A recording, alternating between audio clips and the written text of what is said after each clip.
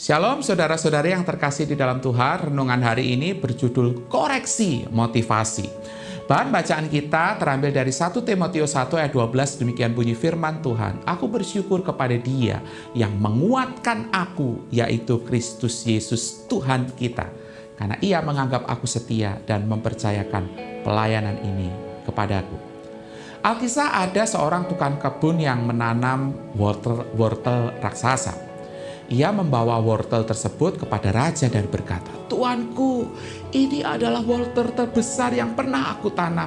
Aku ingin mempersembahkan kepada tuanku sebagai tanda hormatku kepadamu." Sang raja sangat tersentuh dengan apa yang dilakukan oleh tukang kebun tersebut. Makanya raja memberikan sebidang tanah untuk dia kelola dan tanami aneka sayuran. Peristiwa tukang kebun memberi wortel kepada raja ini dilihat oleh seorang bangsawan. Melihat hal ini dalam hati dia berkata, "Kalau tukang kebun yang berikan wortel saja dapat tanah, apalagi kalau aku akan berikan yang lebih baik." Apa yang dia lakukan? Keesokan harinya sang bangsawan pergi menghadap raja dengan membawa seekor kuda hitam.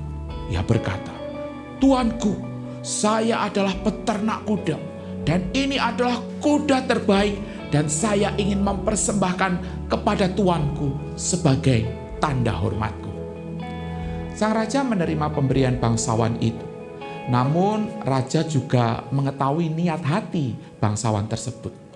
Setelah menerima pemberian sang raja, dia mempersilahkan bangsawan ini pulang.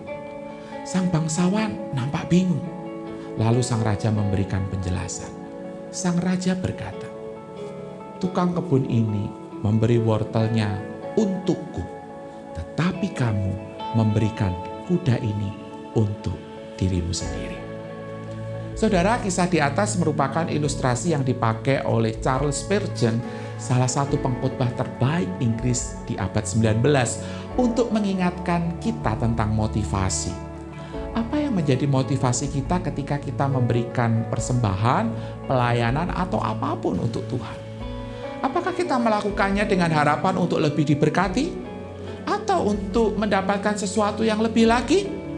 Kalau ini yang terjadi, maka sebenarnya kita melakukannya bukan untuk Allah, tetapi untuk diri kita sendiri. Kepada Timotius, Paulus menegaskan pentingnya motivasi, yaitu ucapan syukur karena pemahaman dan pengalaman akan kasih karunia Allah melalui Kristus Yesus yang menyelamatkan dan mengubahkan hidup kita.